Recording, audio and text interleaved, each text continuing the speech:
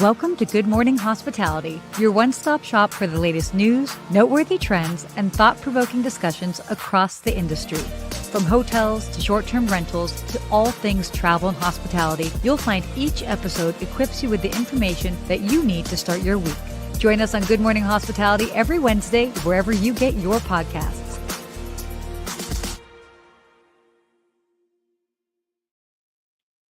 Good morning. Oh my God, Katie, what are you doing here? Oh my gosh, am I not Sarah? I'm not. Good morning, Steve. Good morning, Katie. Good to have you here. I love that you're filling in for Sarah. And I know that Sarah said she might be watching. So Sarah, good luck on your speech you're giving here in Miami right now. We will be cheering you on from afar. She's giving a big, important speech. So if you see this, we're sending good vibes your way right now, because I know you go on stage very shortly. Yes. And hi, everybody. I am Katie Cline. I am the host of the Skiff podcast, Sweet Success. You might have seen me in Steve's chair a couple weeks ago with Sarah, both at Skiff Global Forum and the week after. But Steve, it's nice to be back with you again. I know, it's very nice. And we were just talking backstage. Where are you coming live from? Why don't you tell our listeners, because we love to know where you're from right now. I am coming to you from New York City. It has officially become autumn here. Finally, the 80-degree days are gone and it's sweater weather. How about you? Same in Miami. It's 79 degrees, so everyone's got their ski jackets on, and I'm pulling out all of my winter wear that we get to wear a couple days a year, but it feels great. It's a nice time down here in Miami. It's like the best. This is where I love it. It's like that 75 in the evening with nice breezes, and you get to go for a walk and see the great sunsets and apple cider donuts, pumpkin flavored beers. These are, my favorite fall moments. That's right. And Trader Joe's, by the way. I don't know if you shop at Trader Joe's. Of course. Everything pumpkin. Everything pumpkin. Today. Every single thing they can put a pumpkin into is being served there right now. Honestly, I'm here for it. Yeah. And are you doing any travel coming up? I do. I'm off to Seattle next week, so I'm looking forward to that. I just had my second child 5 months ago, so it's been a little while since I've taken a trip, and a trip without the family as well. So I'm excited. What about you? A little break for the mom, Yeah. to work a little bit. Well, for me, I got some, and we're going to talk about this later in the show today. I'm going to Italy for the first time. I've never been, so I'm going to go over to Florence in a couple of weeks. So I'm excited about that. I can't believe you haven't been. You're going to love it.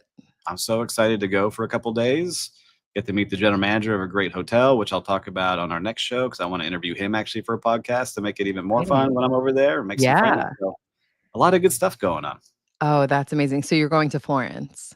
Going to Florence. I said I'm going to stay in one area. I want to learn the city, go out to the city for a day. And I'm only going for it's kind of crazy. I'm only flying for I'm going for 4.5 days. Okay, that's a good amount of time. But our friend Sarah has inspired me, because she was going to Rome for a day and then flying to see the pyramids for a day, all in the same trip. I'm like, if she could do that, I could do this. So yeah, and I think, like you said, picking one place, staying there, getting under the hood, which to me means eating every pasta dish imaginable, drinking all of the wine, of course, it'll be an amazing time. Yeah, and get some gelato, walk around, get lost, the adventure, and see some great hospitality. Well, we also have some great hospitality news to cover today. Should we get into it? Let's do it. Let's jump in. All right. So listeners and viewers, you always know that Sarah tees things off for us, and I'm going to jump in, and then Katie's going to jump in, and we'll see if we can fill her shoes. But our first story, it's a big one. So loyalty members by available room and who leads. So this is a new metric that the team at Skift has put together. So Sean O'Neill did the reporting on this. And it is the members by available room. So not total members. They're trying to figure out members by available room. And it shows that we always talk about Marriott and Hilton and Hyatt competing against each other for the supremacy of who has the most members. But when you break it down by this metric, there's a whole new player in this, and it's H World. And I didn't know much about H World, but they have 243 members per available room. So what that means is that they're going deep in their marketing. And I know that's your world, right? Is marketing and kind of PR and getting people to sign up. So when they're staying there, they're really pushing people to go there. And then I want your opinion on this, because I'm going to tell you the top 3 by members by available room is H World at 243, Global Hotel Alliance at 219 people per available room, and then Best Western at 190. And then you have Hilton. So that's kind of the top 4 there. What do you think about this when you see that news? Yeah, well, first of all, I want to say good morning to Christelle and Catherine, who both just popped in and said hi. Great to see you both. Thanks for joining this morning. But I just love this angle that Sean took for it. What an interesting way to look at loyalty programs and to see how the numbers are shaking out. It makes me think I actually had a guest on Sweet Success who was talking about checking into a hotel, and there was a sign at the check-in queue, which right away, the fact that there's a line to check in is, giving me the heebie-jeebies, Yeah. saying, we have 100 loyalty members checking in and we only have 20 upgrades to give. So in one regard, maybe managing expectations, but in the other, it does make you think, if you have this many members per room, where are the perks? What is the reason to be a part of that loyalty program? That's exactly right. It's a good question. And, I start seeing, we talk to a lot of people. They only book rooms based off of the points that they're going to get and what those Right. points mean. And you start seeing those points get diluted as you have more and more members joining, because you can't give every single person that late checkout or early check-in, right? It's one thing to give them the bottles of water, or, I always go back to DoubleTree. You get your warm cookies at the DoubleTree, right? There's certain things that you can do for everybody, but there's a lot of things that you can't. And it starts to become also a problem for hotel owners, because I talk to some hotel owners that are part of brands like, man, these people that are booking with points, I get that I have to have them here, but I'm not getting the full rate that I would get with others that are booking. So it's kind of like this catch-22 on both sides. Right, and making them happy. If the expectation of being a triple platinum whatever member is you're going to have the red carpet rolled out for you, but they actually don't have the space to give you the upgrade and the perks that you're looking for, are you going to have a worse hotel experience? And looking at these numbers, Sean also broke down the membership ranked by the absolute size of the loyalty Yeah. program as Why don't you touch well. on that? Because there was one surprising to me there too. Me too.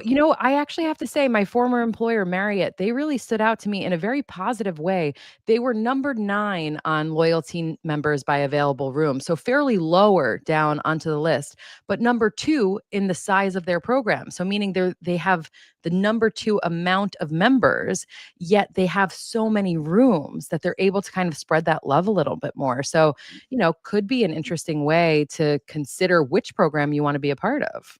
Yeah, and to me, and so our listeners, we'll talk about this here. So the total absolute size, H Rewards. So again, they have 288 million people. So not only are they the most per available room, they also have the most members within.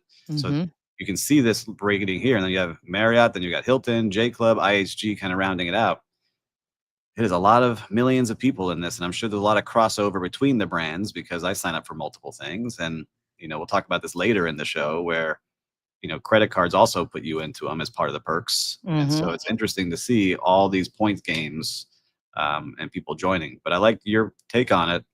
It's, again, you have to have the rooms and the brands and the places to stay to make it worth it. So I looked at Yeah. H Hotel. I didn't know much about them, but they have a lot of supply in Asia. They're growing in the Middle East. They're coming into Europe. So it's someone to Yeah. keep an eye on. And I'm curious to see what they're doing. I think the point that you mentioned about the numbers that we're looking at as well, we know why hotels would want to have loyalty programs to help to help encourage direct bookings or avoiding those high commissions of OTAs. But Sean mentioned in the article, the average member booked just one night, which is down from 1.1 the year prior and very shy of the 1.8 nights peak, which was hit in 2016. So it makes you wonder, are a lot of these loyalty accounts dormant? Or like you just said, do you just have you're in multiple programs, but maybe you're not actually loyal to the one that you're being Yeah. counted in? And so I'm a little bit different. Like, I'm in multiple, but I book through what my American Express card gives me, right? So I'll look and Mhm. see what's available. I like to use those points that then go into my Hilton's or Marriott or whatever brand it might be, because you have a place to plug in those numbers, and I'm getting double points. So for Mhm. me, it's a whole game to learn, but it's interesting to see how they're doing it. But you're right, hundreds of million people. That's a lot of eyeballs. It's a lot of people that you can move around into places. Um, and fill those things. That's how you're getting all these soft brands too that we talked about last show.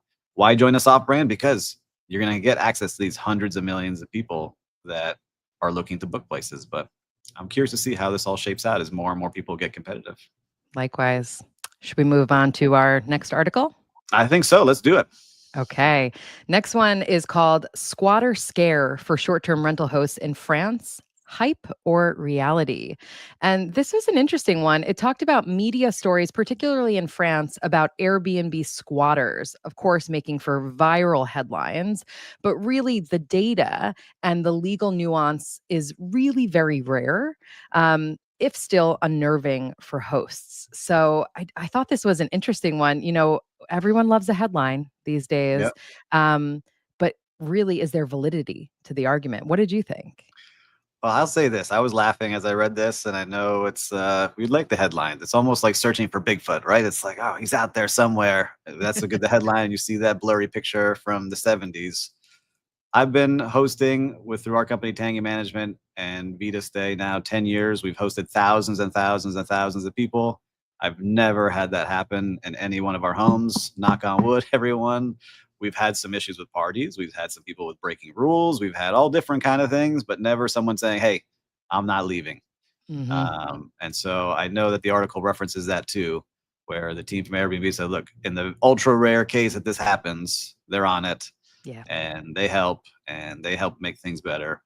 And I can say that they've also helped me when we've had certain situations, and they've been great partners. When we do have issues, they step up and help. I know there's been a lot of things that hosts say like Airbnb doesn't help, but when I've had tough issues, they step in more than some of the other partners like Verbo or Absolutely. Hopper or Booking.com. Right? There's all the different channels. So I like seeing it, but what I do like seeing in this article too, as well, was saying this is going to happen more when you have long-term tenants, because it's even harder to get the long-term tenant out. If they're there for 2 years and just decide they're not going to pay rent anymore, a lot of countries and states and cities have laws that prevent you from just throwing people out on the street, where in short-term Yes. rental, you can make things happen and get out there. So Exactly. That was where my head first went, and I was glad the journalist went there as well. Living here in New York City, it's known to be not the most landlord friendly of cities. And I remember when we were renting this apartment that we currently own, it had sat vacant for a little while before we were able to rent it, which was convenient because we were moving back from the UK, so we were only able to see it when we were able to see it. And what the landlord told us was they had had issues in their other buildings with squatters, with people not paying rent, with people just staying. So to me, I see it much more as a long-term rental issue as opposed to a short-term rental issue. But I do think this fear mongering, it impacts us as hosts. Like you were saying, Steve, it is something always in the back of our mind, just like when hosts are like, I don't want to allow pets because what if a dog goes to the bathroom in my property or, gets their hair on my couch? Like it's almost all the what ifs that can drive us crazy, as opposed to like, let's look at the data, let's look at the numbers and see if this is reality or just clickbait. yes. And look, there's things that do happen, but it also happens in hotels, right? Like Yes. these things happen. And so that's what I tell new hosts when I talk to them is be prepared. People are going to treat your home as a place that they're staying. Not everyone treats it the same. Everyone treats their home differently. So you have to be prepared for that. But there's a lot of ways to fix things. And if you have a good team, they'll fix those things. So I also tell people in the short-term rental, we can actually keep your place better because we're in it multiple times a week, touching things Exactly. up, fixing things, being able to see if there's an issue with the AC or there is that leak that they're just ignoring over a year because they don't want to deal with someone coming in. So Hmm. I think that should be the headline. Will, back production. We're going to clip this. We'll send this over. We'll make this the story, that you actually get a better care of your property when you do short-term versus long-term. Yeah, I think about that. One of my properties is in a more suburban neighborhood, and we've had a little bit of issues with opinions from neighbors. And sometimes I just want to say to them, guys, depending on who moved into this house, would you have someone who had landscaping there every single week to make sure the lawn was cut perfectly, to keep Mhm. that house in like tip top shape? There are real pros to having a short term rental there as well. Yep. And we tell the neighbors too. That's a good point. We want to be a good neighbor. So if you have Mhm. issues, just text us and we'll handle whatever's going on. Exactly. So anyhow, all right. I think this one we can put it as it's hype versus reality. Agree. We're gonna on this title. So I think we move on to the next one here. And this one I need to reread. All right. So there's some new rules for travel to Europe, and we just said I'm going. And so there's some new things happening there. And what is gonna be going on. Let me make sure I read this because I don't want to give anyone any wrong information and then say you booked your trip and you didn't know what was gonna happen. All right. There's a new system expected to launch soon for non-EU travelers where you'll need pre-travel authorization. And people are saying it may add some friction and may impact travel planning, particularly some spontaneous trips like I'm about to have. And so what they're doing is really getting all your biometric features, I guess, when you come in. So they're scanning you, they're making sure they have a big registry. And if you deny this, you can't get in. And so it's going to be for 27 or 29 countries in the EU. And the only ones that are going to be out, I think they said it was Ireland and one other. I forgot which one they were saying. But what do you think about this as you start traveling and I'm preparing my trip? Do you think this is going to impact anything really? Or is it just, hey, you pay the extra fee and you get scanned and you walk in? I think it's interesting the fact that travelers who refuse to share their biometric data will be denied entry. I could see ruffling a few particularly American feathers. But I think like anything, it's new right now, and we'll get used to it as the new normal. I grieve the loss of passport stamps. It's something that I have grieved for a long time. I am lucky to have dual citizenship with Ireland. So when I was living in the UK, I was living there as an Irish citizen and traveling on my Irish passport. So I haven't had passport stamps in a long time, sadly, because of the amazing open borders within the EU. But that is something sad. I loved collecting stamps and looking back on trips. And I do feel that's a shame that that's going away. Yeah, it's true. And I'm curious, Catherine, you said you're watching from Europe. What are you all hearing in Europe? We need some reporting on the ground over there. Yes. But I just went to Buenos Aires, and you're right. I didn't get a stamp. I went looking for it, and there was no stamp in there. They did everything electronically, it seemed like. But I did have to get my fingerprint scanned and take a picture. So, and we've got Will in the background saying he's not going to do it. Well, you're not going to Europe then, Will. They're not going to let you in.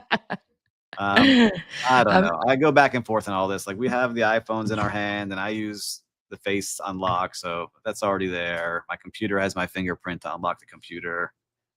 That's everywhere. I don't think we can escape it at this point. I agree. You'd have to really go off grid intentionally. And then you'd miss traveling and seeing the world. And who wants to do that? Yeah, I don't know. So, but I do like seeing this too, where they're raising the price. And I'm curious how they use this fee because I know a lot of people in a lot of countries that we've talked about, like we talked about Spain, Italy is another one. There's too many tourists coming. And so they're trying to figure out a way to not have too many, which I don't think is an issue for a lot of people. You want people traveling to your country, but they're raising the rate from, they said €7 up to 20. Yeah, pretty steep hike. A big hike. And I'm curious how they use that money. I hope it goes to do something to help the communities, to help people that are hosting people coming to the countries and exploring them. So let's see. I don't think that will affect too much. If I'm going, I'm already paying a lot on the flight and I'm paying for hotel. I don't think the extra, €17 or €13 is going to be a difference. Exactly. It's a big jump from where it was, but it's hopefully not to an unpalatable amount. If you want to go, and like you said, you're spending money on all those things anyway, it's just one more cost to factor in. Yep.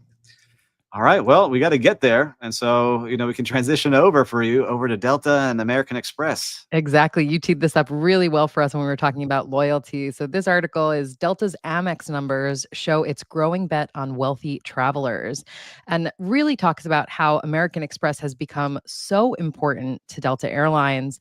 The airline increasingly is catering towards wealthier travelers, and its partnership with American Express is becoming super important for its bottom line. Steve, it sounds like you are a perfect example of this.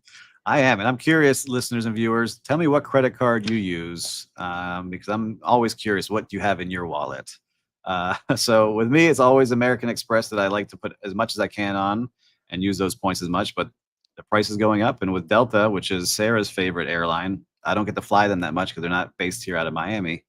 But it just shows you the power that they're saying in this article of how many people on Delta fly that are in this wealthy category that American Express caters to. And I'm not saying I'm wealthy, but what they're saying is I think they said 95% of their business comes from people making $100,000 or more. Yeah, that's who's flying on Delta. And American Express is helping push that. And they got a crazy number from American Express where it generated, this at $7.5 billion annually for Delta, just that partnership, which is wild to see that happening. But yeah, during the third quarter alone, Delta received about $2 billion from American Express, which is a 12% increase from the same time last year. I mean, really just showing the power of those numbers. And interestingly, when you said about 95% being households earning at least $100,000, I wondered if in today's inflation age, where does that stack in terms of median household income? So I did do a quick search before this, Yep. and the median household income, according to census.gov in 2023, was 80,610. So Right it above it. is showing that it is much more of an affluent traveler that is being attracted to this. And I think it kind of goes back to what we were saying about loyalty. Who has your best interests at heart? And I think American Express has done an amazing job making their cardholders feel like they do. Listen, the fee keeps going up every year. I think now Mhm. it's $895 to have the American Express Platinum card that I have, and I have one for business and for myself, so I'm paying, I'm sure, double. I have to go back and look. But the amount of things that they offer, I sign up for everything, and I Mhm. use it. So just on this trip, I got $300 off on the hotel that I'm staying at, and I was able to get a couple upgrades at that hotel for $100 on site, and the late checkout and all those things. So that you right there on one trip, it starts adding up to do that. But Exactly. you're like, Exactly. man, how do you keep track of all these things? I'm gonna give you a tip. I used ChatGPT. I plugged in how many points I had, where I wanted to go, what airlines I was looking to go at, the airline points I had, and said, help me figure this out. And then it broke it down very nicely for me on how to get the most out of every point. That's an amazing hack. Yeah. Wait until ChatGPT has a credit card. I think we'll be signing up for that. Well, I saw that today. That now you can check out on Walmart through ChatGPT. So that was the Wow. news this morning that I It's got to coming. dive into some more. So it's happening. You know what else I found interesting in this article? It said that this is becoming an increasingly important factor of how the airline is determining its network. So one of the reasons behind Delta's growth in cities like Austin and Raleigh was because of credit card spend. Yeah, that was cool to see like how many people are signing up for their credit cards and where they live. And saying, man, we have so many people living here. Let's create these routes so they can Right, use those credit cards and get on our flights some more. right, right. It's just amazing when you have the data doesn't lie. Like we talked about it earlier. Like when you have all these members and you can see how they're spending, you can cater to them more. And I just think this is going to continue more and more. And the credit card game is going to get more and more competitive. Now you got lounges at airports of all different kinds for all different Yep. credit cards and all different airlines, all competing. And I still go back to you can just make the whole airport really nice instead of having to wait in line for all these lounges. Um, but I'm curious to see where all this spend is going and if we continue spending all that money on the credit cards. So Right. a good article here. Let's see where we're jumping into next. Katie, what do we got? This one I'm actually very excited about Me too. because I'm a big in the environment and I do have a company where we donate 10% to help save Biscayne Bay here in South Florida. And this one is hotels turn resorts into coral restoration labs as reefs face climate crisis. And this was very cool to see that hotels in the Maldives, Caribbean, Mexico are partnering with marine biologists and scientists to restore coral reefs through on-site programs that guests get to see, right? So there's areas in the hotel that you can see them, see how they're building the coral. You get to feed the coral, understand it. And I think in some of them, you could actually go out and help dive and put the coral back into the ocean and feel like you're reconnected and doing something positive. And again, I love that kind of experience because that's going to be a memory that those guests are going to have forever of saying, man, when I went to the Caribbean and stayed at one of these hotels, I was able to do this. So I love it. Exactly. What were Me you seeing too. when you were reading this? Well, this article did talk a lot about Iberostar. And last month at Skiff Global Forum, I had the pleasure of interviewing Phil McAvity, who's the CEO of Iberostar. And he was telling me about this. He was saying that they have 8 coral nurseries, they have 3 coral labs, which they fully fund and staff. And speaking of staff, they have 30 scientists that they actually employ. So that was the first time I really started to hear about this. So I really Wow. enjoyed this article explaining about how this is also just good business practice. A lot of these incredible resorts are on coastline. And, if unfortunately global warming keeps moving the same way, we're going to see the degradation of those coral reefs. And potentially, does that change if people want to come and stay? It does. And it's Miami Beach here. I was just at a meeting on Wednesday last week talking about the value of the coral reef here in South Florida. They say it's $750 million value to it because there's people coming to snorkel and see it, but also help protect when storms come. And so that Mm, value helps protect the buildings and the insurance and all the damage that would happen if those coral reefs die. And so I give a shout out to the Miami Waterkeepers down here because they do a great job. But I think this is a cool story I want to share with them because there's so many hotels down here on the beach that we should be doing this here. And I think if you are a coastal hotel, you should look at something like this. And if you don't have the facilities to do it, you might be able to help donate or create a good neighbor program to really do something like this. So great job to Iberostar for doing this and really thinking about this, because it really is amazing. And you can say CEO and family ownership, brand evolution, and responsible tourism. I think that's really the future here. And we have so many, I'm going to get in trouble for this because I have some hotels. Resort fees are a bottom line revenue generator, right? Those resort fees now go to Wi-Fi and coffee and newspapers and all these things. But if you took some of that resort fee, you could do something like this too, and really drive higher ADRs, and because you're gonna have better guest experience, the guests are gonna connect with you better, and so it would be an investment that I think would be wise for people.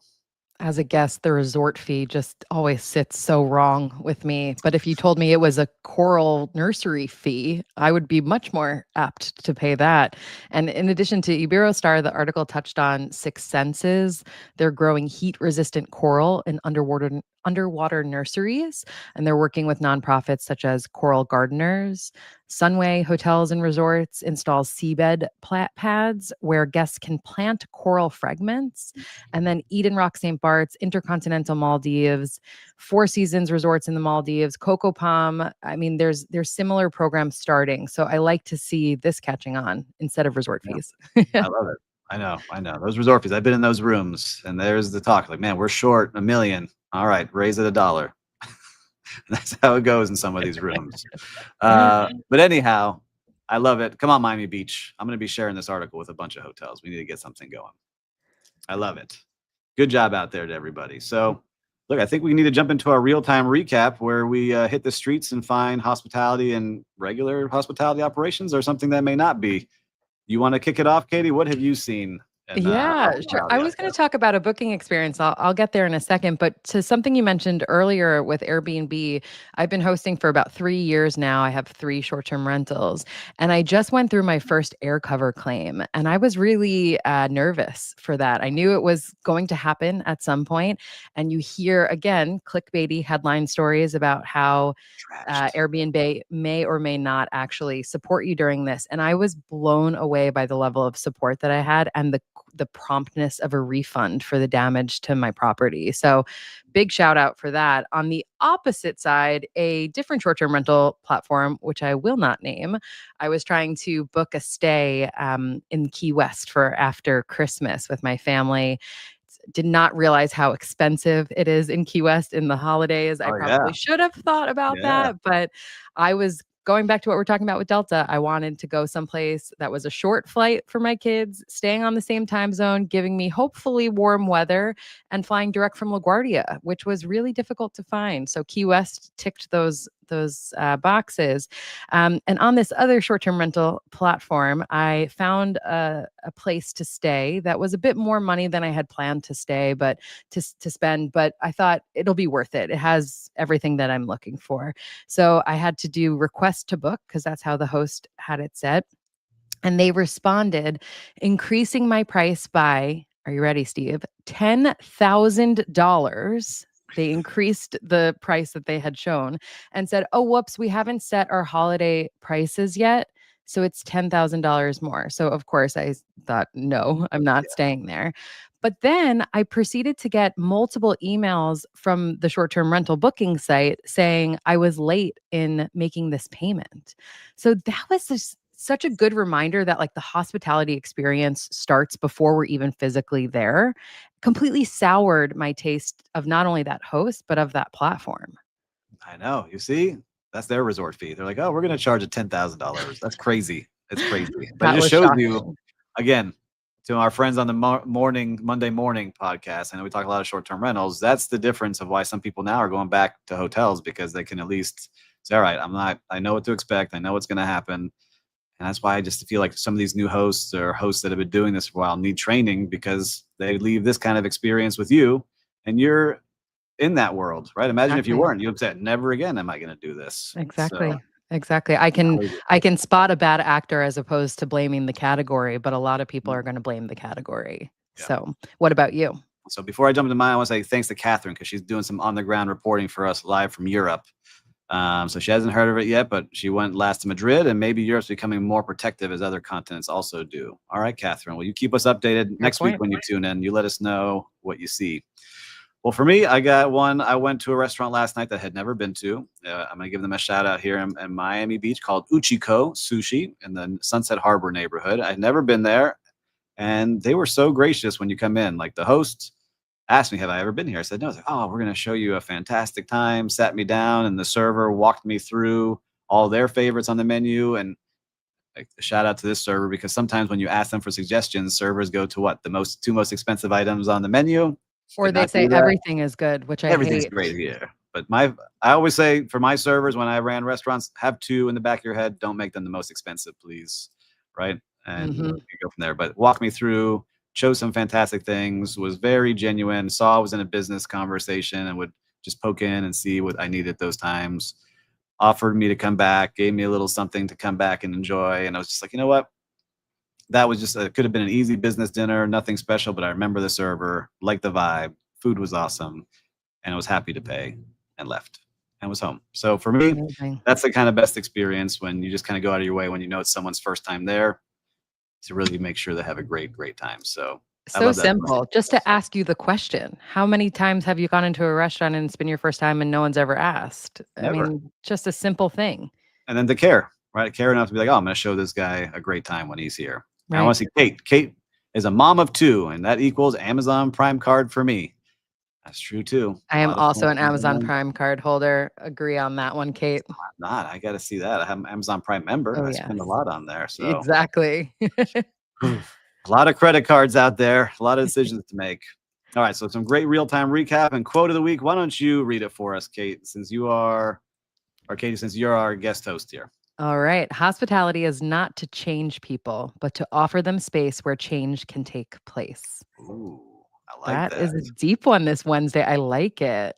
Yeah, we were going deep backstage, and now ending deep with this quote. It's true. I think our Coral Reef story kind of talks about that, right? Like, we're not telling you to change, but we're going to show you things that might change your perspective, or you can get involved in different ways, or go recharge like I'm about to go recharge in a different country, right? So I was going to say, your first trip to Italy, that is going to be really change taking place firsthand. Yeah. So let's see, hotel. Let's see if you can live up to the hype. But I'm excited for those things. And that's true. What's so magical about hospitality, which is awesome.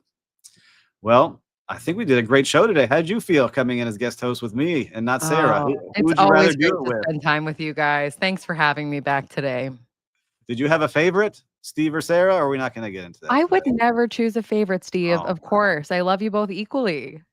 Sarah, I'm just joking. We love having you here. You're welcome anytime as we host. And maybe you do some guest spots with us. That would be pretty cool too. I would love that. I love spending time with you guys and getting to start my day with you. So thank you. You got it. Well, until next week, everyone, stay hospitable.